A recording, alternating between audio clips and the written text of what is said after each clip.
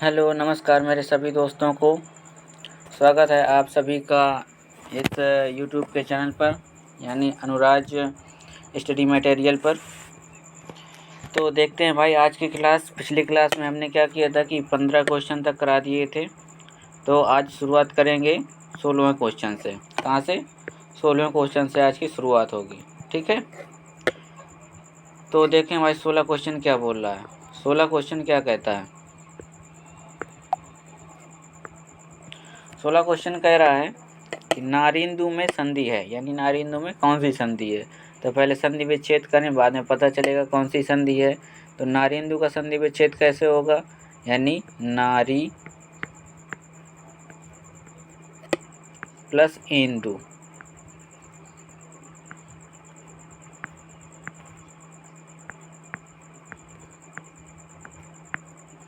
ठीक है, क्या होगा? नारी प्लस इंदु। क्या बन गया? नारिंदु। यानी इसमें भी बड़ी ई दिखाई दे रही है और इसमें भी बड़ी ई दिखाई दे रही है। यानी जब दीर्घ ई मिलती हैं तो उसमें कौन सी संधि होती है? दीर्घ संधि होती है। कौन सी होती है? दीर्घ संधि होती है। जब बड़े बड़े स्वर मिल जाते हैं तो उसमें कौन सी संधि होती है? दीर्घ संधि। तो इसमें कौन सी होगी? दीर्घ संधि हो जाएगी आपकी। ठीक है, देखो अगला क्वेश्चन क्या बोला गया है? जगत गुरु। जगत गुरु में कौन सी संधि होगी? तो जगत गुरु में देखो भाई, जगत गुरु का संधि विच्छेद कैसे होगा? जगत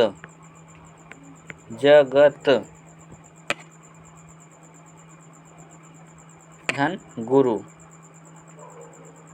जगत धन गुरु। ठीक है, अब देखो दा का ता हो गया है, यानी व्यंजन में परिवर्तन आया है। और यहाँ भी देख रहे हैं आप कि यहाँ पर एक ये ता है और एक ये ऊ है। यहाँ पर यदि गा से ऊ हटा लिया जाए तो यहाँ पर ऊ आ जाएगा और ये ग आधा हो जाएगा। ठीक है, तो यहाँ पर ता और ऊ यानी व्यंजन और स्वर का मेल हो रहा है, तो कौन सी संधि हो जाएगी? व्यंजन संधि हो जाएगी। हमने परिभाषा में पहले बता दिया था कि जहाँ पर व्यंजन और स्वर का मेल होता है या व्यंजन और व्यंजन का मेल होता है वहाँ पर कौन सी संधि होती है? तो व्यंजन संधि होती है। तो यहाँ पर कौन सी संधि हो गई? व्यंजन संधि हो गई। ठीक है, अगले क्रम में देखो क्या बोल रहा है कि किस क्रम में सही संधि विच्छेद हुआ है। यानी ये शब्द दिए गए हैं, ये संधि विच्छेद दी गई है। अब इन संधि विच्छेद में देखना है आपको कि कौन सी संधि विच्छेद सही है। ठीक, तो पहले बोला उसने अनुधनवती। ठीक, तो क्या हो गया? अन्नवती। अब अन्नवती कैसे हो गया ये देख लो। देखो इसमें अनु में क्या आया है? ऊ आया है। यदि इस ऊ को हटा करके यहाँ पर ऊ कर दिया जाए तो ये आधन्ना हो गया, ये हुआ हो गया। ठीक है, और इससे आ अलग कर दिया जाए तो क्या हो जाएगा? ये अलग हो जाएगा। तो आ और ऊ मिलकर क्या बन जाती थी? वह बन जाता था। तो क्या बन गया? अन्नवती। यानी इसका मतलब है ये सही है। ठीक है, आगे देखो आगे क्या बोल रहा है? प्रतिधन ऊह यानी प्रत्यूह। ये तो कोई संधि विच्छेद नहीं बना। ठीक है, पवित्र पविधन इत्र। पविधन इत्र होता ही नहीं है, पवधन इत्र होता है। ठीक है, अनुधन दिस दित अनुदित, ये भी नहीं है, ये भी सही नहीं है। तो कौन सा सही हो गया? अनुधनवती यानी अन्नवती। ठीक है, अगला क्वेश्चन देखो 19वां का कह रहा है निम्न में से किस शब्द में दीर्घ संधि नहीं है। यानी कौन सा ऐसा शब्द है जिसमें दीर्घ संधि नहीं दिखाई दे रही है। तो देखो भाई रेखांकन में सबसे पहले देखें तो क्या हो गया इसका संधि विच्छेद? रेखा धन अंकित। रेखा धन अंकित हो जाएगा। ठीक है, रेखा इसमें भी बड़ा आ रहा है, अंकित इसमें भी अंग, यानी इसमें स्वर स्वर का हो रहा है। तो इसमें कौन कौन से बड़े बड़े स्वर दिखाई दे रहे हैं। ठीक है, ये बड़ा आ है और ये बड़ा आ है, तो क्या हो जाएगा? बड़ा आ हो जाएगा, यानी रेखांकित हो जाएगा। ये तो सही है, इसमें तो दीर्घ संधि हो गई। ठीक है, अब वार्तालाप में देखो तो क्या हो गया? वार्ता धन लाभ।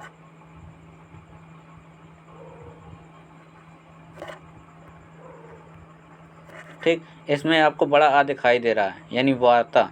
यदि ता को आधा कर दिया जाए तो क्या हो जाएगा? बड़ा आ निकल आएगा इससे, और इससे भी आ निकल आएगा, यानी आ और आ को मिला दिया जाएगा तो बड़ा आ हो जाएगा। ये आपको कहाँ दिखाई देता था?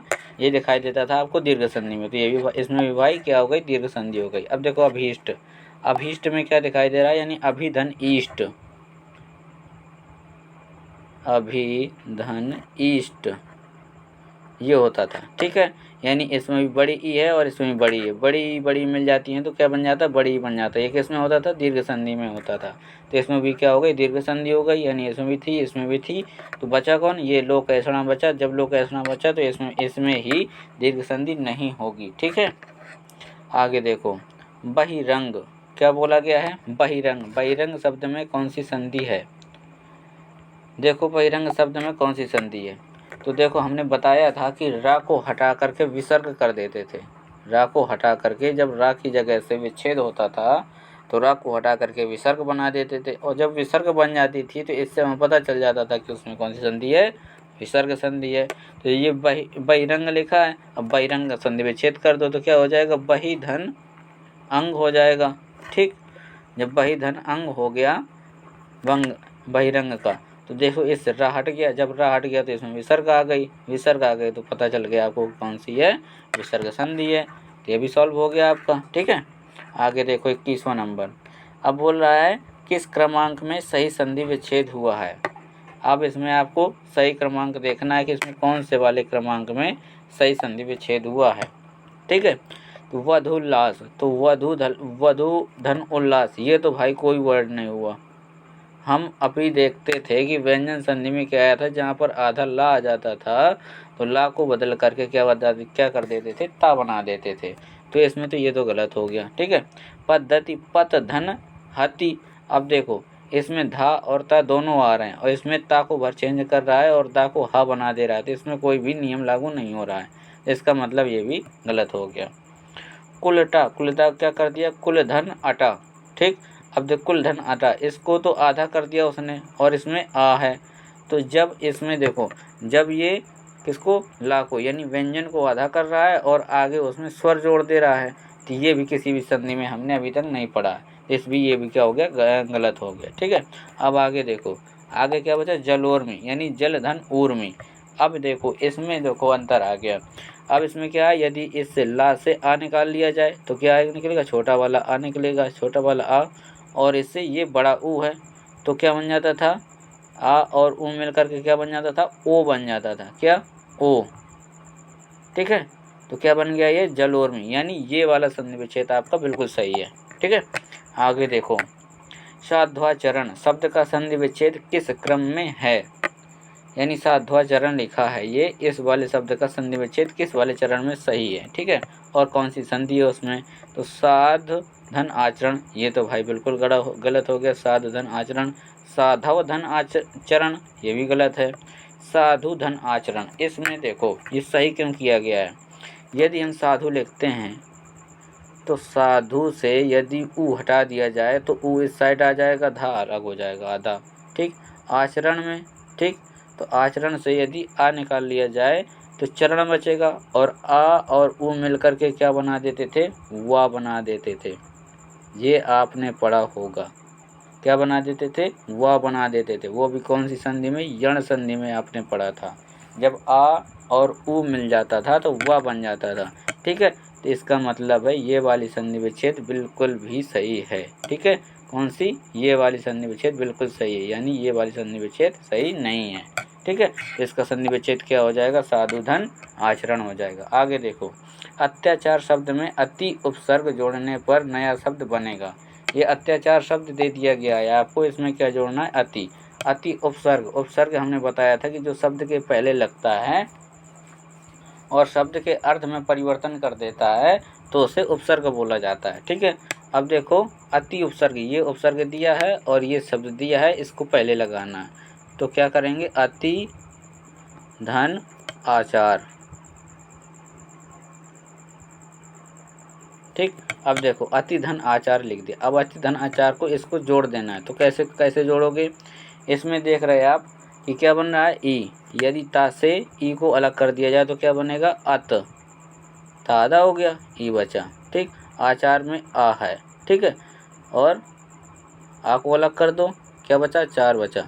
आ और ई मिल करके क्या बनते थे, या बन जाता था, क्या बनता था, या, ठीक है। जब या बन गया, बड़ा आ है तो बड़ा या बन गया, ठीक है।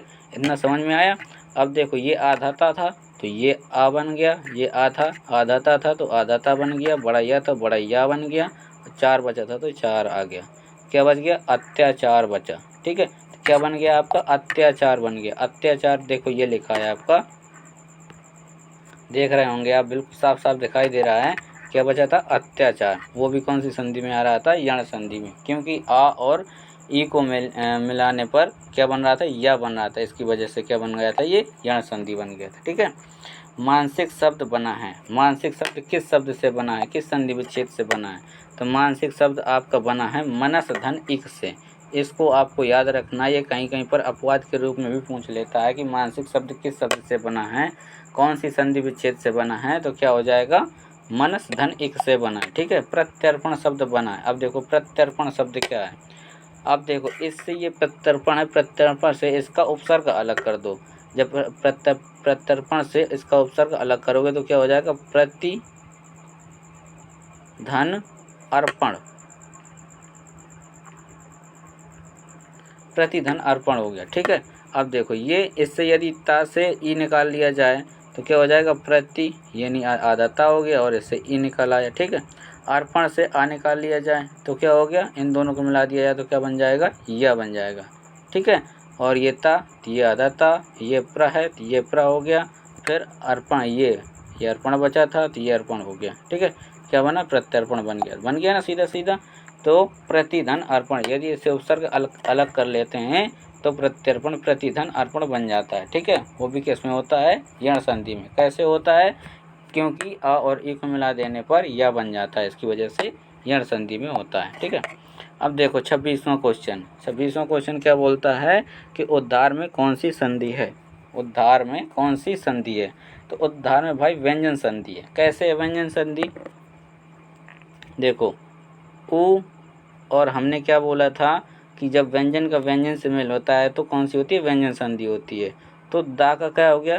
ता हो गया यहाँ पर। ठीक है, उद्धार, तो क्या हो गया यहाँ पर? हार को अलग कर दिया। जब ता और दा अलग हो गए, देखो ता दा में चेंज हो जाता था, दा और ता में चेंज हो जाता था। जब एक दूसरे में चेंज होते थे तो हम क्या देख रहे थे कि वहाँ पर व्यंजन संधि है। तो यहाँ पर कौन सी संधि हो गई? व्यंजन संधि हो गई। ठीक है, ये व्यंजन संधि हो गई। आगे देखो, किस समूह में यण संधि रहित शब्द है? यानी ये शब्द दिए गए हैं, इन शब्दों में आपको ढूंढना है कि यण संधि किस किस में आ रही है। ठीक, तो ये आपको करके दिखाना है, इन सबको संधि विच्छेद करना है और आपको फीडबैक में देना है। ठीक है, क्योंकि हम इतनी संधि पढ़ा चुके हैं, आपको कुछ तो करना पड़ेगा।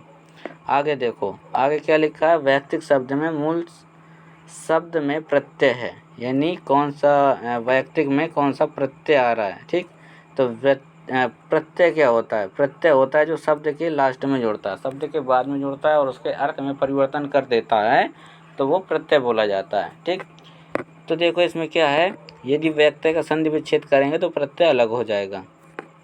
तो पहले शब्द को अलग कर दो। व्यक्ति का शब्द क्या है? व्यक्ति है। क्या है? व्यक्ति। व्यक्ति है व्यक्ति का शब्द, और इसमें यदि इक जुड़ जाता है तो वैयक्तिक बन जाता है। ठीक, तो इसका प्रत्यय क्या हो गया भाई? इत हो गया, सॉरी इक हो गया। क्या हो गया? इक हो गया। प्रत्यय क्या हो गया इसका? इक हो गया। तो ये आपका सही हो गया, व्यक्ति धन एक यानी वैयक्तिक। ठीक है, अब देखो पावक में कौन सी संधि है? पावक, ये आप देख रहे होंगे पावक। पावक में है अयादि संधि। कैसे है? तो देखो इसका संधि विच्छेद कर दिया गया पौधन अक। अब देखो इसको यदि पा को अलग कर दिया जाए तो इसमें हलंत लग गई, और इसको औ को अलग कर दो, औ, ये अलग हो गया। ठीक है, ये अक ये अलग हो गया, पावक हो गया। अब देखो औ और आ ये मिल करके क्या बना रहे थे? आव बना रहे थे। क्या? आव बना रहे थे। ये किस में होता है? अयाद संधि में होता है, आव। ठीक है, तो देखो पा यदि इसमें आ में मिल गया तो क्या बन गया? पा बड़ा बाप बड़ा पा बन गया। फिर वाह है तो वाह बन गया, का बचा था तो ये का आ गया, तो क्या बन गया? पावक। ठीक, तो पाव धन आक, ये वाला बिल्कुल सही हो गया ना। इसमें कौन सी हो गई? अयादि संधि हो गई। ठीक है, आगे देखो गुण संधि से शब्द बना है। कौन सा ऐसा शब्द है जो गुण संधि लग रही है जिस वाले शब्द में? ठीक, तो इसमें लास्ट में आप देख रहे होंगे साहित्योन्नति, यानी साहित्य धन उन्नति। इसमें क्या क्या लग रही है? गुण संधि लग रही है। कैसे लग रही है? साहित्य। ठीक, अब इसमें देखो या लग रहा है तो या है, या से आ अलग कर दो तो या में हलंत लग जाएगी और आ अलग हो जाएगा इससे, ठीक है।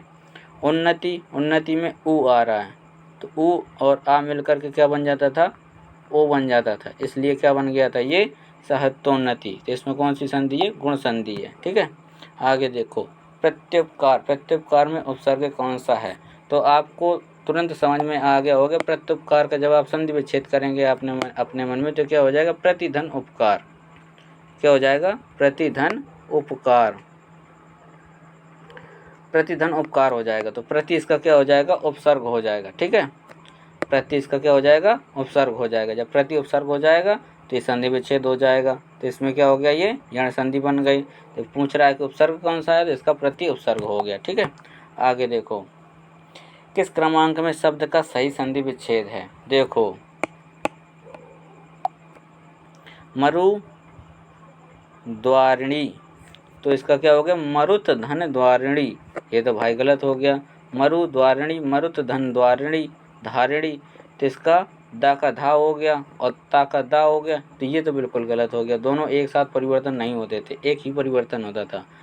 अनवीच्छा, तो अनुधन इच्छा, ये कुछ सही लग रहा है कि इसमें ये ऊ बन रहा है और इसमें जब ऊ आ और ऊ मिलकर के क्या बना देते थे, वह बना देते थे, ये तो बिल्कुल सही है। न आधा हो जाता था और इच्छा तो है ही है, ठीक। तो इसमें क्या हो गया, ये तो भाई बिल्कुल सही दिख रहा है आपको। अब अभिषिप्त, अभिषिप्त देखो अभिधन इसिप्त, ये नहीं सही है। अभिधन इसिप्त, देखो इसमें भी ई है और इसमें भी ई है और आप दोबारा से भी ई जोड़ रहे हैं, इसकी वजह से ये गलत हो गया। अन्वेषणा, अनुधन वेषणा, अनुधन ऐसणा, ठीक। अब देखो इसमें तो आ निकल नहीं रहा है, इसमें ऊ तो है। जब इसमें आ नहीं निकलेगा तो वाह कैसे बन जाएगा आपका, जब वाह नहीं बनेगा तो ये वाला संधि विच्छेद भी आपका गलत हो गया। तो कौन सा सही है, अनवीच्छा यानी अनुधन इच्छा, ये वाला आपका संधि विच्छेद सही हो गया। अब देखो स्वर संधि के कितने भेद होते हैं, तो हमने शुरू में बताया था आपको कि स्वर संधि के 5 भेद होते हैं। कितने होते हैं, 5 भेद। आगे देखो गुण संधि का उदाहरण है, कौन सा उदाहरण है भाई गुण संधि का, तो गुण संधि का शुरुआत में हमने बता दिया था कि कौन सा उदाहरण होता है, महर्षि, सबसे प्रसिद्ध उदाहरण है। जब कोई भी एग्जाम्पल लिया जाता है तो सबसे पहले महर्षि लिया जाता है। कैसे लिया जाता है, महाधन ऋषि, तो महा में क्या आ गया, आ गया, ठीक। और ये रा क्या है, रा इसमें बदल जाता है, ये उड़ंत वाले रा में, तो क्या बन गया, महर्षि, ठीक है। ये आधारा हलंत लगा करके नहीं लिखा जाता है, इसकी वजह से ये उड़ंत लगा दिया जाता है, तो क्या बन गया, महर्षि बन गया। और ये आपको शुरू में बता दिया गया था ये वाला एग्जाम्पल, तो क्या हो गया, ये गुण संधि का एग्जाम्पल है, प्रसिद्ध माना हुआ एग्जाम्पल, ठीक है। आगे देखो पवन, पवन का संधि विच्छेद क्या हो गया, पो धन अन। अब देखो पो कैसे बना, पा से आ अलग कर लो, पा से आ अलग कर लो तो ये अलग हो गया। फिर क्या बना, अन, अलग कर लिया, फिर क्या बचा था, वाह बचा था, वाह में से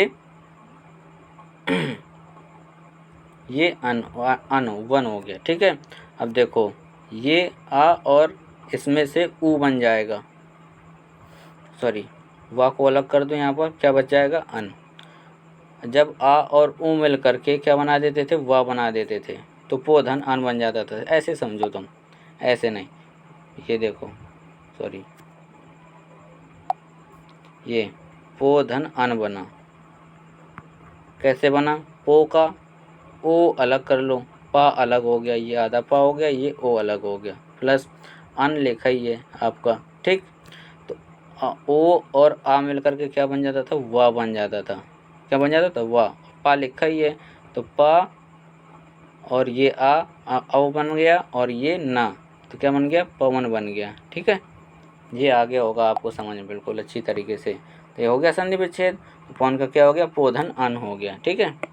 आप पढ़ते रहोगे, बार बार पढ़ोगे नहीं एग्जाम्पलों को तो आपको ऑटोमेटिक याद हो जाएगा। आप आँख मीच के बता दोगे कि इसमें कौन सी संधि, इसका संधि विच्छेद कैसे होगा। ये आप बार बार एग्जाम्पल पढ़ोगे तो आपको बिल्कुल याद हो जाएगा, ठीक है। और सबसे बड़ी बात यह है कि आप इन एग्जाम्पलों को पढ़ करके और हमारी इस PDF से पढ़ करके आप नोट्स बनाएंगे तो आपको बहुत जल्दी याद होने वाला है, ठीक है। तो नोट्स बनाना बहुत ज़्यादा ज़रूरी है, इसकी वजह से ये हम ऐसा पढ़ाते हैं। तो देखो अगले क्वेश्चन में क्या आ गया है, महाधन उदया की संधि विच्छेद है, यानी संधि कौन सी संधि है इसमें, महाधन उदय में। तो तो महाधन उदय को जब जोड़ेंगे तो क्या हो जाएगा, महोदय हो जाएगा। कैसे हो जाएगा, जब आ और ऊ मिल करके क्या बना देते थे, ओ बना देते थे। जब ओ बना देते थे तो माँ में क्या हो जाएगा, ओ की मात्रा लग जाएगी। ठीक, दय है ही है, दय ये लिख गया, क्या बन गया, महोदय बन गया। ठीक है, तो क्या बन गया, इसका महोदय बन गया। 37वां क्वेश्चन देखो क्या लिखा गया है, निम्न में गुण संधि का उदाहरण है, यानी गुण संधि का उदाहरण किस में है।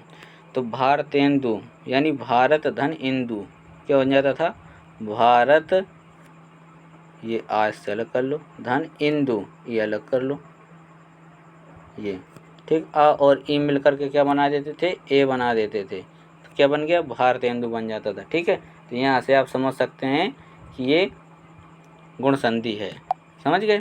आगे देखो, निम्नलिखित में से किस शब्द का संधि विच्छेद गलत है। अब इसमें गलत संधि विच्छेद ढूंढना है। तो प्राण यानी प्राधन ऊद, ये भी बिल्कुल सही है। पितृपदेश यानी पितृधन उपदेश, ये भी बिल्कुल सही है। नवोड़ा नव धन ऊड़ा, ये भी बिल्कुल सही है। निरीह नीह धन ईह, निह धन ईह, तो ईह कोई वर्ड नहीं होता है, क्या, ईह कोई वर्ड नहीं होता है।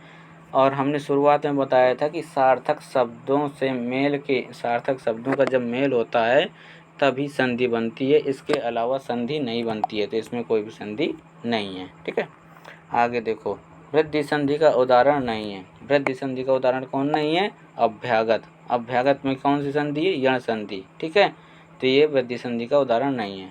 देखो लास्ट क्वेश्चन क्या बोल रहा है, प्रेक्षण शब्द बना है। प्रेक्षण शब्द किस चीज़ से बना है, प्रेक्षण शब्द से इसका उपसर्ग अलग कर दो तो आपका बन जाएगा प्रधन ईक्षण। ठीक, तो क्या बन गया, ये प्रधन ईक्षण, ये इसका क्या कर दिया गया, उपसर्ग अलग कर दिया गया, तो ये बन गया प्रधन ईक्षण। जब प्रधन ईक्षण बन गया तो इसका विच्छेद भी हो गया, और ये इन दोनों को जोड़ दिया जाएगा तो ये प्रेक्षण हो जाएगा इसका शब्द। ठीक है, तो ये रही आज आपकी क्लास। यदि आपको ये सेशन पसंद आया हो तो इस वीडियो को लाइक कीजिए, शेयर कीजिए और सब्सक्राइब अवश्य कीजिए, ताकि हमारी सबसे पहले आपके पास वीडियो पहुंच जाए। धन्यवाद वीडियो देखने के लिए।